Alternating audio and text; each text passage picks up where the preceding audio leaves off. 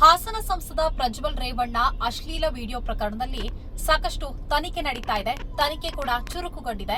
ಯಾಕಂದ್ರೆ ಬರೋಬ್ಬರಿ 34 ದಿನಗಳ ಬಳಿಕ ಬೆಂಗಳೂರಿಗೆ ಪ್ರಜ್ವಲ್ ರೇವಣ್ಣ ಅವರು ಆಗಮಿಸಿದ್ದಾರೆ. ಸದ್ಯ ಎಸ್ಐಟಿ ವಶದಲ್ಲಿದ್ದಾರೆ.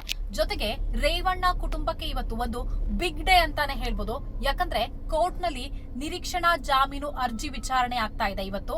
ಯಾಕಂದ್ರೆ ಈಗಾಗಲೇ ಪ್ರಜ್ವಲ್ ರೇವಣ್ಣ ಅವರು 3 ಅರ್ಜಿಗಳನ್ನ ಸಲ್ಲಿಕೆ ಮಾಡಿದ್ದಾರೆ.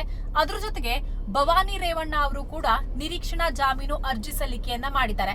ಸೊ ಹಾಗಾಗಿ ಅವರಿಗೆ ನಿಜಕ್ಕೂ ಬೇಲ್ ಸಿಗತ್ತಾ ಅನ್ನೋದನ್ನ ಕಾದು ನೋಡ್ಬೇಕಿದೆ. ಒಂದು ವಿಚಾರವನ್ನ ನಾವು ಗಮನಿಸಬೇಕು. ನಿನ್ನೆ ರಾತ್ರಿ ಕೂಡ ರೇವಣ್ಣ ಅವರು ಪ್ರಜ್ವಲ್ ರೇವಣ್ಣ ಪರ ವಕೀಲರಾಗಿರುವಂತಹ ಅರುಣ್ ಅವರನ್ನ ಭೇಟಿ ಮಾಡಿದ್ದಾರೆ. ಭೇಟಿ ಮಾಡಿ ತನ್ನ ಮಗನನ್ನ ಹೊರತರೋದು ಹೇಗೆ ಅನ್ನುವಂತಹ ಒಂದು ಪ್ಲಾನ್ ಅನ್ನ ರೂಪಿಸಿದ್ದಾರೆ. ಜೊತೆಗೀಗ ಎಸ್ಐಟಿ ವಶದಲ್ಲಿರುವಂತಹ ಪ್ರಜ್ವಲ್ ರೇವಣ್ಣ ಅವರನ್ನ ವಕೀಲ ಅರುಣ್ ಅವರು ಭೇಟಿ ಮಾಡಿದ್ರು. ಭೇಟಿ ಬಳಿಕ ಮಾಧ್ಯಮಗಳಿಗೆ ಪ್ರತಿಕ್ರಿಯೆಯನ್ನ ಕೊಟ್ಟಿದ್ದಾರೆ. ಪ್ರಜ್ವಲ್ ರೇವಣ್ಣ ಅವರು ಕಾನೂನಿಗೆ ತಲೆಬಾಗಿ ಬೆಂಗಳೂರಿಗೆ ವಾಪಸ್ ಆಗಿದ್ದಾರೆ. ಜೊತೆಗೆ ಎಸ್ಐಟಿ ತನಿಖೆಗೆ ಸಂಪೂರ್ಣವಾಗಿರುವಂತಹ ಸಹಕಾರವನ್ನ ಕೊಡ್ತೀನಿ ಅನ್ನುವಂತಹ ಮಾತುಗಳನ್ನ ಹೇಳಿದ್ದಾರೆ.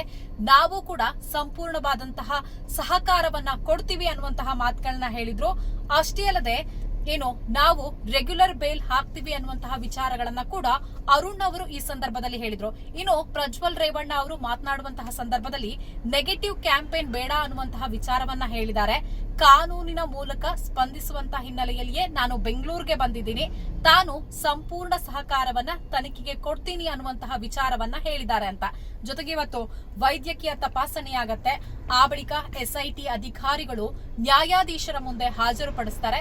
ಜೊತೆಗೆ ಎಸ್ಐಟಿ ಒಂದಷ್ಟು ದಿನಗಳ ಕಾಲ ತನ್ನ ವಶಕ್ಕೆ ಪ್ರಜ್ವಲ್ ರೇವಣ್ಣ ಅವರನ್ನ ತೆಗೆದುಕೊಳ್ಳುತ್ತೆ. ಸೊ ಅದೆಲ್ಲದರ ಮಧ್ಯ ಜನಪ್ರತಿನಿಧಿಗಳ ವಿಶೇಷ ನ್ಯಾಯಾಲಯದಲ್ಲಿ ಇವತ್ತು ನಿರೀಕ್ಷಣಾ ಜಾಮೀನು ಅರ್ಜಿ ಸಲ್ಲಿಕೆ ವಿಚಾರಣೆ ಇದೆ. ಸೊ ಅದು ಕೂಡ ಸಾಕಷ್ಟು ಮಹತ್ವವನ್ನ ಪಡೆದುಕೊಂಡಿದೆ. ಅರ್ಜಿ ವಿಚಾರಣೆ ಏನಾದ್ರೂ ಮತ್ತೆ ಮುಂದೂಡಿಕೆಯಾಗತ್ತಾ ಅಥವಾ ಕೋರ್ಟ್ ಇವತ್ತೇ ಅರ್ಜಿ ವಿಚಾರಣೆಯ ತೀರ್ಪನ್ನ ಪ್ರಕಟಿಸುತ್ತಾ ಅನ್ನೋದನ್ನ ಕಾದು ನೋಡ್ಬೇಕಿದೆ. ವಿಡಿಯೋ ಜರ್ನಲಿಸ್ಟ್ ಸಂದೀಪ್ ಜೊತೆ ವೀಣಾ ಸಿದ್ದಾಪುರ್, ಕರ್ನಾಟಕ ಟಿವಿ, ಬೆಂಗಳೂರು.